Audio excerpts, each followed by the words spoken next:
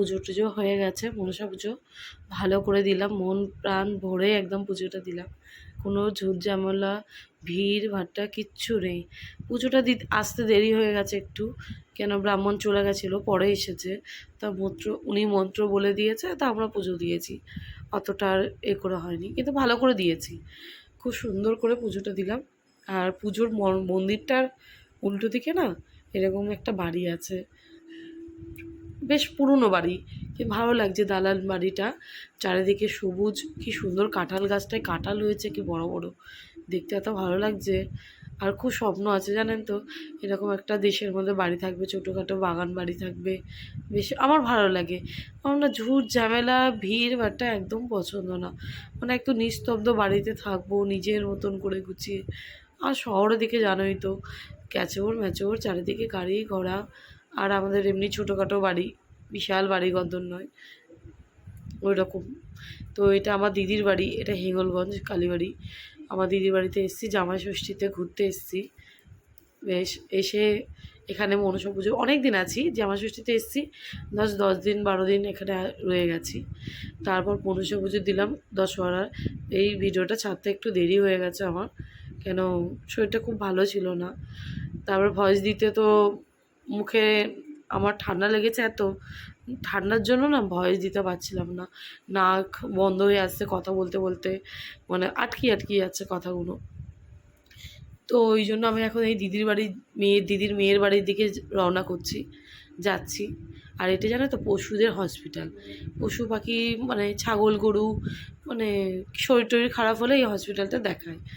তা এটা হচ্ছে একটা বহুদিন পুরনো বাড়ি দিদিদের বাজারের মধ্যে। দিদি আমাকে বলছে যে দেখ প্রচুর পুরনো বাড়িটা, সত্যি পুরনো বাড়ি। আমার দিদি যখন বিয়ে হয়েছে, যখন ছোটোবেলায় গেছি, তখন থেকে এই বাড়িটা দেখছি, আর এখনও পর্যন্ত আছে পুরনো বাড়িটা। আর এটা যাচ্ছি আমরা দিদির হিঙ্গলগঞ্জ বাজার, হিঙ্গলগঞ্জ বাজারের ভেতর দিয়ে, ও দিদির মেয়ের বাড়ি ওই পাশটা। তো এটা বাজার পুরোপুরি হিঙ্গলগঞ্জ কালীবাড়ির বাজার, হিঙ্গলগঞ্জের বাজার।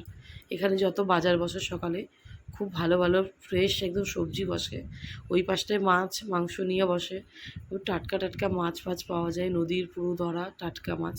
আমাদের শহরে কি 2-3 দিন পুরনো আসছে, আমরা খাচ্ছি, আর কিন্তু সত্যিই খুব টাটকা টাটকা সবজি। এত দেখে লোভ লাগছিল, দিদিকে বলছে, দিদি বলছে না না থাক, লাগবে না এসব, তুই চল। ওই যে বলে এবার দিদির বাড়ির দিকে যাচ্ছে, দিদির মেয়ের বাড়ি। এই দেখো দিদির মেয়ের বাড়ির ঠিক উল্টো দিকে পাউরুটি ফ্যাক্টরি। এখানে না কটার পাউরুটি, গোল গোল পাউরুটি, টোস্ট বিস্কুট এইগুলো হয় এই ফ্যাক্টরিটায়। বেশ ভালো লাগছিলো দেখতে, পরিবেশকে খারাপ নয়, আপনাদের দেখাতে হয়তো লাগছে, কিন্তু ওনারা সত্যি খুব পরিষ্কার। দেখো বড় বড় পিস করা পাউরুটিগুলো হয়, যেটা দিয়ে এই যে তৈরি করে রেখেছে। এই যে এখানে পাউরুটিগুলো হয়, আমাদের মাইক্রো ওভেন, ওদের চুল্লি বলে, তো যাই হোক বলতেই ভুল হচ্ছে হয়তো, ওখানে পাউরুটিটা তৈরি হয়। এই দেখো কত বড় বড় বন পাউরুটি, পিৎজা পাউরুটির মতন দেখতে, বেশ এটা ছোটো বন, ওটা বড় পাউরুটি। আর করটার পাউরুটিটা ভেতরে হচ্ছে তৈরি। কি বড় দেখো পাউরুটিটা, এত বড়, সে একটা বড় থালা ছাড়িয়ে। আর এই যে উনি পাউরুটিটা তৈরি করছে, জানো পাউরুটির মানে যে মাখার ডোটা হয় সেটা, ওটা উনি রেডি করছে।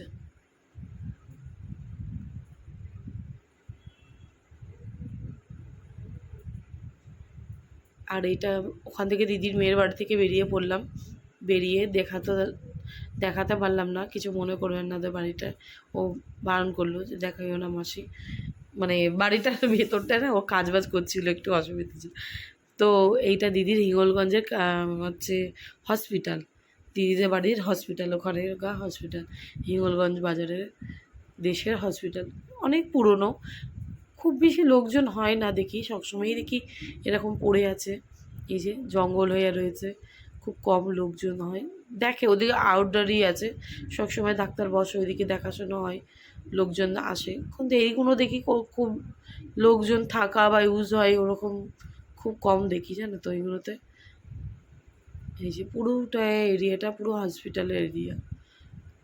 এই যে এটাও ওর মধ্যে পড়ে।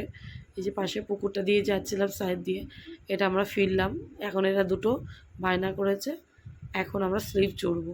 আমাদের তো প্রচণ্ড খিদা পাচ্ছে, কেন উপোস ছিলাম, কিচ্ছু খাইনি। আর ওই দিদির মেয়ের বাড়িতে গিয়ে একটু দুধ চা করে দিল, বিস্কুট দিয়ে দুধ চা খেলাম। আর এদিকে দিদি গল্প করছে, দিদির চেনাশোনা লোক আছে, ওরা কথা বলছে। এই দুটোকে ডাকছি সমানে যে